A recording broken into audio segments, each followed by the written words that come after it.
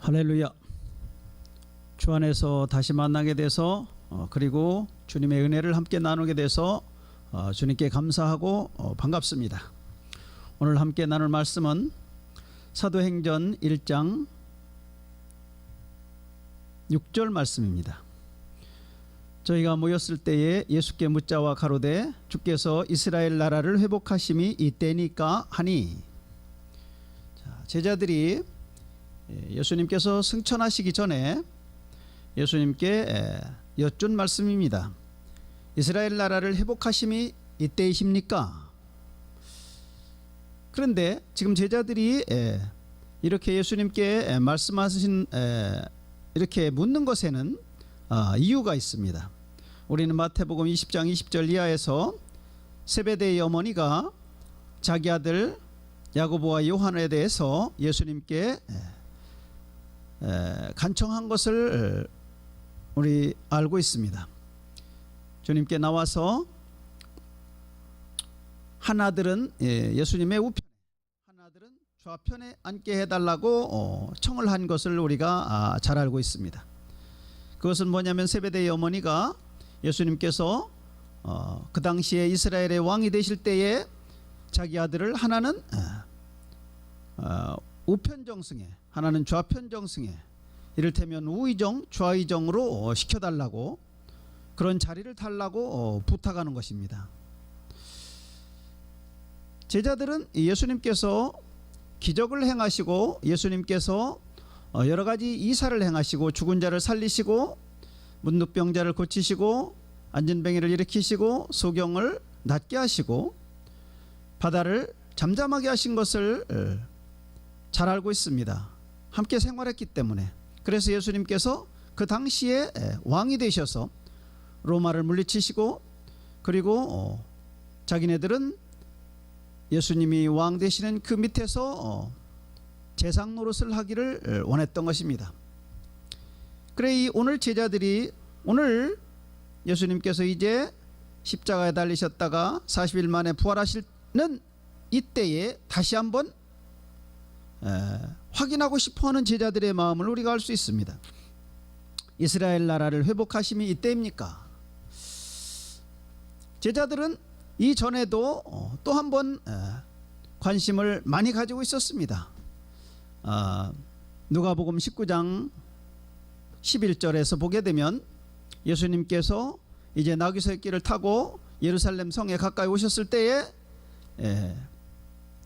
이제 예루살렘에 우리의 선생님이신, 우리의 주인이신 이 예수님이 들어가시면, 그렇게 되면 예수님이 바로 왕이 되시는 거 아닌가? 그러면 우리들은 장관들이 되는 것이 아닌가 하는 생각에서 그때도 똑같은 질문을 했고 마음속으로 했습니다. 예수님의 나라가, 주님의 나라가 당장에 이루어질 줄로 생각했더라 라고 누가복음 19장 11절에 말씀되어 있습니다. 제자들은 한결같이 여기서 예수님께서 이 지구의 왕이 아니라 또 그리고 우리가 천국에 들어가서 그곳에서 우리를 영원 세계에서 우리를 받아주시는 그런 예수님이 아니라 유대인의 왕으로 생각했던 것을 우리가 알 수가 있습니다. 그래서 처음에 예수님께서 말구 위에 베들레헴에서 태어나셨을 때에도 그때 이 동방에서 온 3명의 그 학자들이, 박사들이 유대인의 왕으로 나시니가 누구냐 하고 물었던 것입니다. 유대인의 왕으로 처음에 오셨던 것을 우리는 분명하게 알 수가 있는 것이죠. 이 세베대 어머니가 부탁했고 제자들이 예수님께서 유대인의 왕이 되실 것에 대해서 생각했던 것을 보게 되면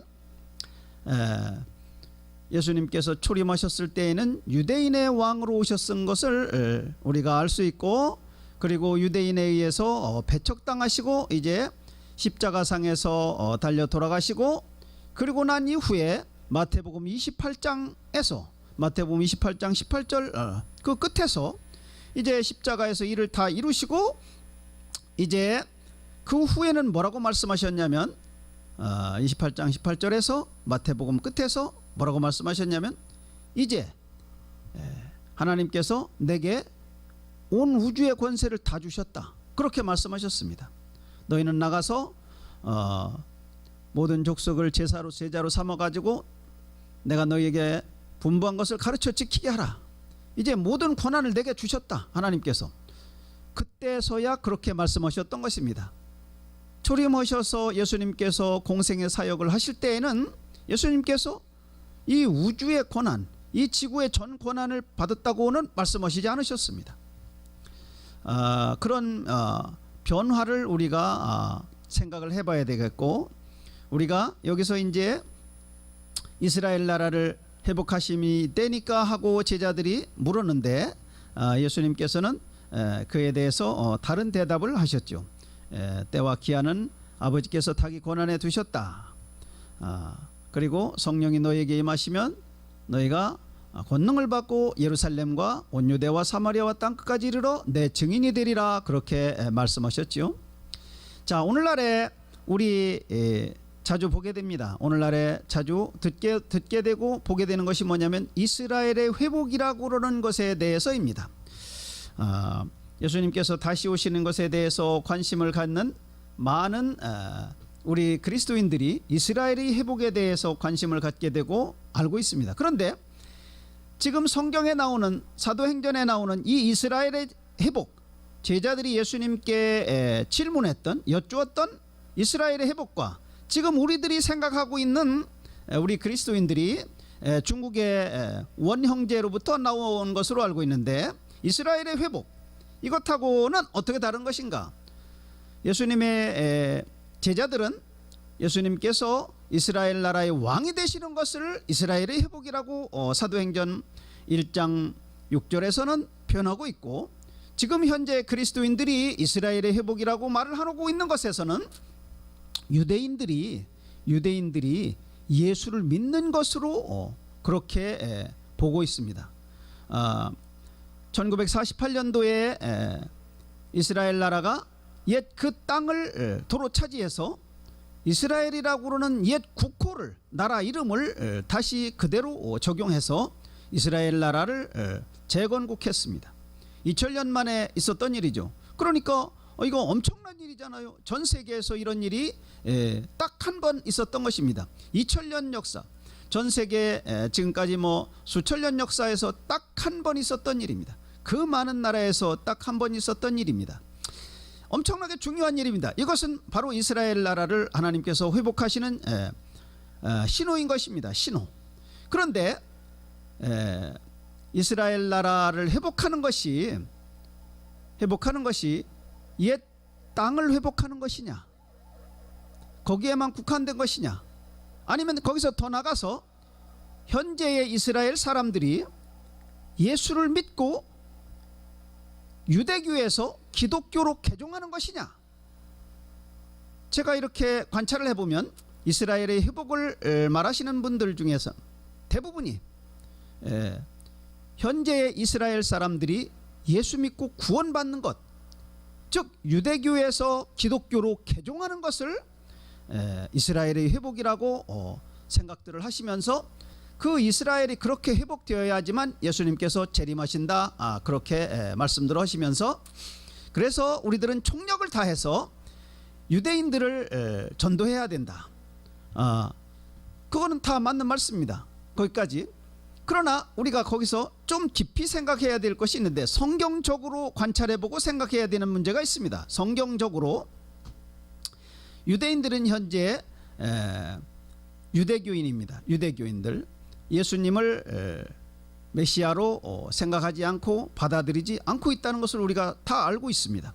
그 사람들이 예수 믿고 구원받으며 우리 기독교로 개종하는 것, 그것을 이스라엘의 회복이라고 생각하면 그것은 사실 어렵습니다. 그것은 왜냐하면 성경에서는 유대인들에 대해서는 하나님께로부터 저주가 있는데, 그리고 하나님의 분노와 진노가 있는데, 그것이 그만 끝까지 그런 진노가 있고 하나님의 벌이 있다고 말씀하시기 때문입니다.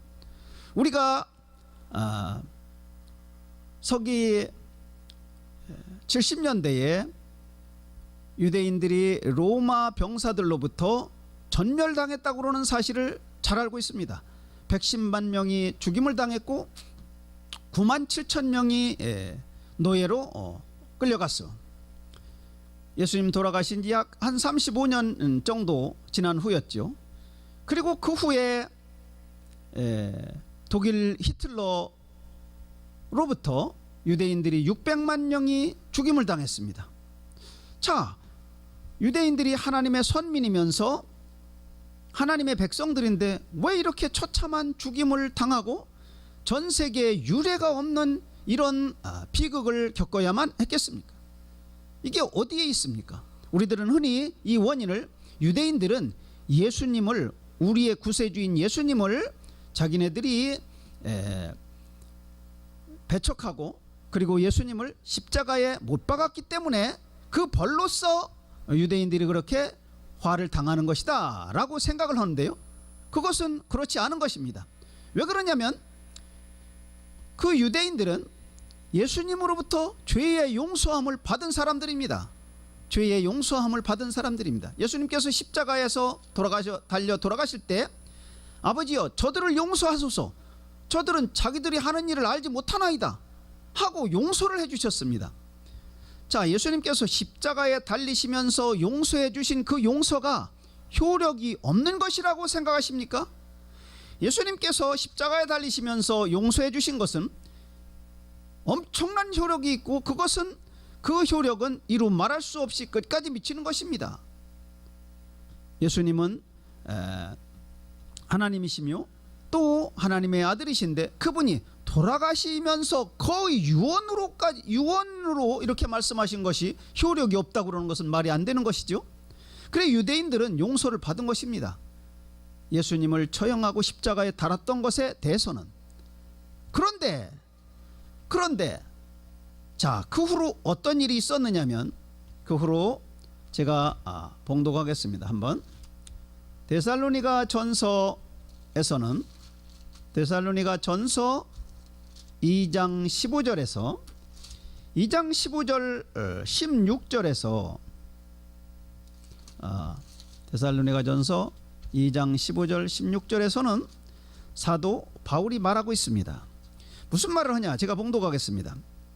유대인은 예수와 선지자들을 죽이고 우리를 쫓아내고 하나님을 기쁘게 아니하고 모든 사람에게 대적이 되었고 우리가 이방인에게 말하여 구원 얻게 함을 저희가 금하여 자기 죄를 항상 채우매 노하심이 끝까지 저희에게 임하였느니라. 사도 바울이 지금 말하는 것이 뭡니까? 유대인들이 예수를 죽였고 그리고 선지자들을 죽이고 그리고 바울 일행을 쫓아냈고 그리고 대적이 되었다. 예수 믿는 사람들의 대적이 되었다. 그렇게 말하고 있습니다. 자, 예수님이 십자가에 달려서 돌아가실 때 용서해 주신 것, 거기에다가 플러스 뭐가 있습니까? 그 이후에 진 일이 여기 16절에 보면 우리가 이방인에게 말하여 구원 얻게 함을 저희가 금하여 자기 죄를 항상 채우매 그랬습니다. 바울은 이방인의 사도입니다. 로마서에서도 갈라디아서에서도 이방인의 사도라고 여러 번 바울은 말하고 있습니다. 바울이 이방인들에게 구원을 얻게 하는 이 복음을 전하는 데 있어서 유대인들이 쫓아다니면서 방해했습니다. 40명이 바울을 쫓아다니면서 우리가 바울을 죽이기 전에는 먹지도 마시지도 않게 했다 라고까지 하면서 바울의 전도를 방해했습니다. 이래하여서 바울이 이방인에게 복음을 전하는 것을 방해했기 때문에 그들이 자기 죄를 채운 것입니다. 그래서 그들에게는, 유대인들에게는 노하심이 끝까지 저희에게 임하였느니라 이렇게 말씀하고 있습니다. 유대인들에게는 하나님의 진노하심이 끝까지 있다고 성경은 말씀하고 있습니다. 그런데 유대인들이 중간에 중간에 끝까지가 아니고 끝까지 다 가지 못해가지고 예수 믿고 구원 얻고 이게 안 되는 것이죠. 그러니까 하나님의 진노가 끝까지 있는 것이니까 유대인들한테는 끝까지 진노가 따라다니는 것입니다. 성경에 그렇게 되어 있기 때문에 우리가 그렇게 되기를 원하지 않고 있고, 우리가 그것을 기도한다고 하도 우리는 그걸 사실은 기도를 해야 됩니다. 우리가 유대인들을 위해서 기도해야 맞습니다. 그것은 성경적이고 옳은 것입니다. 그리고 날마다 해야 됩니다. 그렇지만 하나님께서 성경 말씀으로 찍어서 말씀하신 것은 변할 수가 없는 것입니다. 그래서 이 구절로 말미암아서, 이 구절 때문에 유대인들의 우리에 대한 전도가 쉽게 결실을 맺고, 결실을 아주 안 맺는 것은 아닙니다만 유대인들이 다 개종해 가지고 예수 믿는 것은, 그것은 말이 안 되는 것입니다. 그러면 성경이 틀려버리게 되는 것입니다. 성경이 틀린 성경이 되는 것입니다. 이 구절 때문에. 그리고 또 하나는 요한계시록 11장에 보면 두 증인이 나와서 복음을 증거합니다. 근데 두 증인은 어디에서 복음을 증거하고 전하느냐면 유대인들에게입니다. 1260일 동안 3년 반 동안을 하나님의 일을 하는데, 이 사람들은 복음을 전하는데 어떻게 하냐면 그 대적이 덤비면은 입에서 불이 나와서 그 대적을 불살라 버립니다. 그리고 비가 오지 아니하게 하고 물을 피로 변하게 만들고 이런 기적을 행합니다. 이 유대인, 이 두 증인이. 그리고 이 두 증인이 짐승, 즉 적그리스도에게 나중에 죽게 되는데, 죽임을 당하게 되는데, 죽임을 당하는 장소가 바로 예루살렘입니다. 자, 이 두 증인이 예루살렘에서 3년 반, 전 3년 반 동안 활동하는 일이 있다고 성경에는 분명히 말씀하고 있기 때문에 그 전에는 유대인들이 회심을 안 하는 거죠. 예수를 안 믿게 되는 것입니다. 그 전에는 유대인들은 이 성경으로 보게 되면 처음에는 적그리스도를 자기의 메시아로 받아들입니다. 자기네 메시아로 받아들이는 것입니다. 사도행전에서도 말씀되어 있고 신명기 18장 15절에서도 말씀되어 있는 것처럼 너희는 나 같은 선지자 하나를 세울 것인데 너희는 그의 말을 들어라. 그렇지 아니하면 내 백성 중에서 끊어지리라 라고 모세가 그렇게 말씀하셨고, 하나님께서 모세에게 주신 그 말씀입니다. 그래서 유대인들은 모세와 같은 선지자를 기다리고 있는 것입니다. 모세와 같은 지도자를 기다리고 있는 것입니다. 지금 현재도 이 현실 세계에서의 지도자를 기다리고 있는 것이죠, 유대인들은. 그래서 예수님께서도 요한복음 5장 43절에 밝히 말씀하고 계십니다. 내가 아버지의 이름으로 왔음에 너희가 나를 영접지 아니하나, 그러나 만일 그가 자기 이름으로 오면 너희가 영접하리라 라고 예수님께서 말씀하시는 것입니다. 유대인들은 이 현실 세계에서 모세와 같은 지도자를 원하고 있는 것입니다. 그러다가 적그리스도가 나와서 평화조약을 맺으니까, 평화조약을 맺고 유대인들이 이 아랍권에 둘러싸여 있고 팔레스타인과 적대적인 관계에서, 그리고 지금은 거의 전 세계와 적대적인 관계를 갖고 있는 데서 평화조약을 맺고 유대인들에게 안전을 보장해 주기 때문에 safety, peace and safety, 평화와 안전을 보장해 주기 때문에 적그리스도를 그만 자기네 메시아로 생각해 버리는 것입니다. 그래서 적그리스도와 좋은 관계를 갖고 있기 때문에 유대인들이 예루살렘에 신전을 짓고, 다시 솔로몬의 신전과 같은 세 번째 신전을 짓고, 그 적그리스도가 거기 마음대로 들락거릴 수가 있는 거죠. 그래서 적그리스도가 그 신전에 자기가 앉을 수가 있게 되고, 자기가 앉아서 그만 내가 하나님이다 라고까지 해버리는 것입니다. 사도 바울은 그것을 데살로니가 후서 2장 4절에서 말씀하고 있습니다. 적그리스도가 누구냐? 멸망의 아들이라 하는 자가 누구냐 하면 그는 성전에 앉아서 자존하여 자기를 보여 하나님이라 하느니라. 바로 이 자가 바로 적그리스도인 것입니다. 우리가 먼저 번에까지 적그리스도 이 멸망의 아들에 관해서 생각해 보았는데, 이 멸망의 아들에 관해서 잠시 좀 더 보게 되면, 스가랴서를 한번 보게 되면, 스가랴서에는 이 멸망의 아들은 스가랴서 11장 17절에 있는 말씀인데요. 화 있을진저 양떼를 버린 못된 목자여 칼이 그 팔에 우편 눈에 임하리니 그 팔이 아주 마르고 그 우편 눈이 아주 어두우리라. 이 적그리스도는 웬일인지 어떤 일인지 간에 부상을 입게 됩니다. 눈과 팔에 우편 눈입니다. 우편 눈에 부상을 입게 되는데요. 이게 스가랴서에 있는 말씀인데 요한계시록에서는 또 같은 말씀을 어떻게 하고 있느냐 하면 요한계시록에서 보면 요한계시록 13장 3절에 보면 그의 머리 하나가 상하여 죽게 된 것 같더니 그 죽게 되었던 상처가 나음에 온 땅이 이상히 여겨 짐승을 따르고 그렇게 되어 있습니다.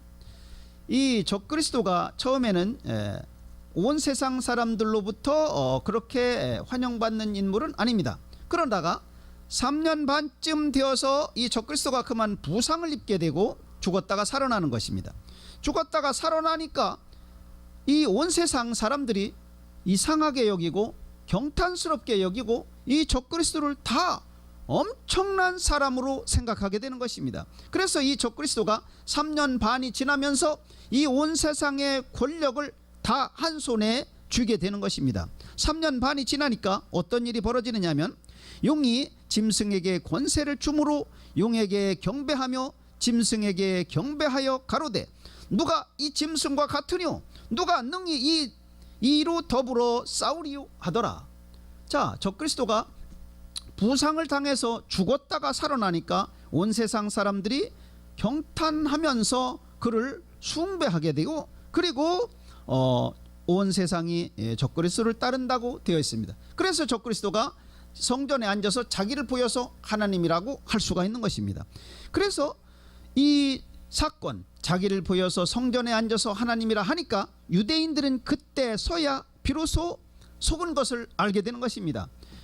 유대인들은 어디까지나 모세는 사람으로 알고 있습니다. 모세가 그래서 자기네 지도자로 생각하고 있는데 갑자기 이 지도자가 자기가 하나님이라고 그러니까 우리가 속았구나 하고 알게 되는 것입니다. 그래서 유대인들이 적그리스도를 그만 등지게 되고 그로부터 적그리스도와 유대인 간에는 원수지간이 되어서 유대인들은 적그리스도 병사들에게 쫓기게 되는 것입니다. 그래서 요한계시록 12장에는 12별의 면류관을 쓴 여자가 도망하게 되고 하나님께서 예비하신 곳으로 가게 되는 것입니다.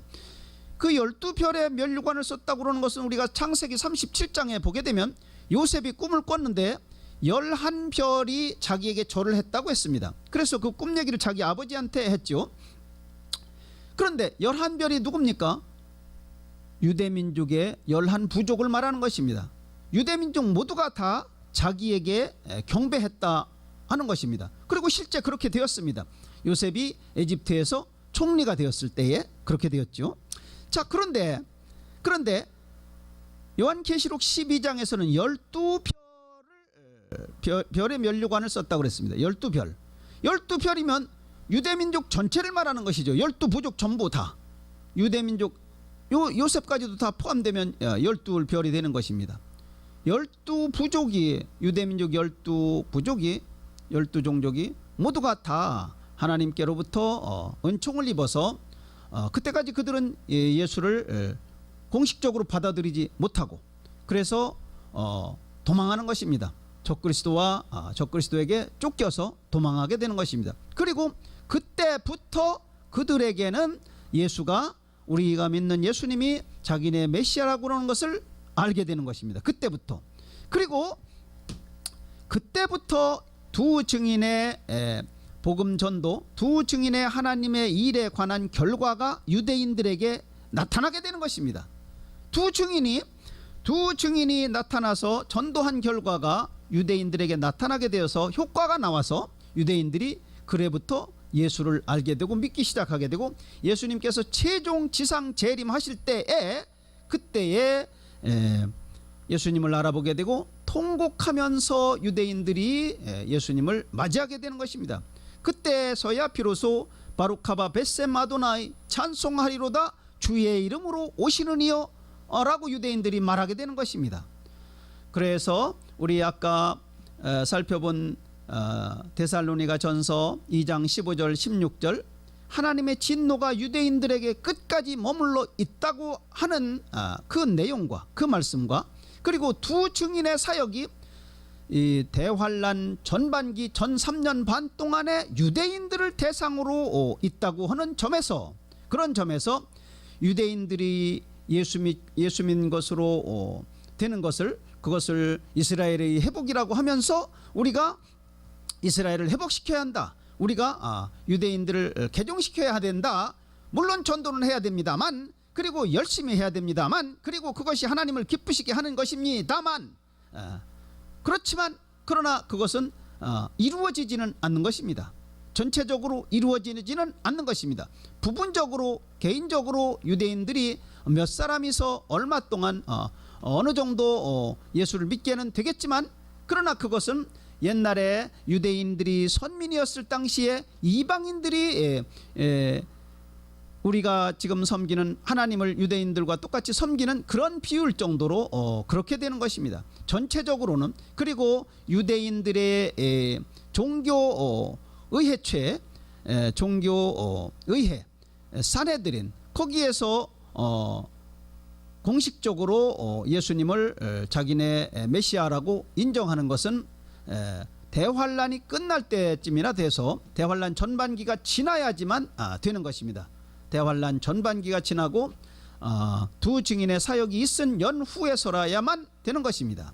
그래서 우리가 그 점을 생각을 잘 하고 성경을 읽으면서 우리가 주님 오심을 대비해야 하는 것입니다.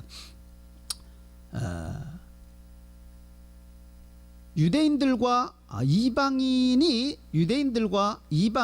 성경에서 나누어져 있다고 그러는 사실은 요한복음 10장에서 뭐라고 말씀하시느냐면 이 우리에 들지 아니한 다른 양들이 내게 있다 그렇게 말씀하십니다. 이사야서 56장에도 역시 같은 말씀이 있어요. 그리고 로마서 11장 11절과 로마서 11장 25절에 유대인들과 이방인 그리스도인들을 정확하게 가르는 말씀들이 있는 것입니다. 그리고 아까 말씀드린 세베대의 어머니가 와서 자기 아들들을 장관을 시켜달라고 그러는 내용이 누가복음에는 없는 것입니다. 마태복음에만 있는 것입니다. 그것은 왜 그러냐? 마태복음은 유대인들에게 하나님께서 주신 복음이기 때문에 그렇기 때문에 예수님은 유대인의 그 당시에 왕으로 오셨고 그래서 세베대의 어머니 사건은 마태복음에만 나와 있는 것입니다. 이방인에게 주로 이방인을 표적으로 해서 주신 누가복음에는 없는 것입니다. 그렇다고 해서 누가복음이 전체적으로 모두가 다 이방인에게만 주신 것은 아닙니다. 공통적인 것도 있는 것입니다. 거기에 우리가 그 점을 생각해야 되겠고 그래서 유대인들에게 주신 복음인가 이방인들에게 이것은 특별히 적용되는 것인가? 성경에는 정확하게 이방인들에게만 적용되는 것이 있고 정확하게 유대인에게만 적용되는 것이 있습니다. 성경에는 그것을 우리가 나누어서 볼 수 있어야 되는 것입니다. 예수님께서 다시 오시는 것과 그리고 예수님께서 하늘에 처소를 마련하시고 우리를 데리러 오실 때에 그 자리에 우리가 서게 되는 것 그리고 그것에 대해서 잘 판단하고 잘 알아내는 것은 유대인과 이방인을 성경에서 나누어서 확실하게 어떤 때는 말씀하고 계시다 하는 것을 염두에 두고 그 점을 잘 관찰하면 우리가 종말을 대비하고 예수님 재림을 대비하는데 아주 큰 유익이 있는 것입니다. 우리 그 점을 잘 생각하시고 예수님께서 하늘의 처소를 마련하시고 우리를 데리러 오시는 그날에 우리가 믿음의 승리자로서 믿음의 성공자로서 그 앞에서 다 만나는 은총을 입은 우리 모두 다 되어야 하겠습니다. 다 그런 성도님들 다 그런 그리스도인들이 되시기를 예수 그리스도 이름으로 축원합니다.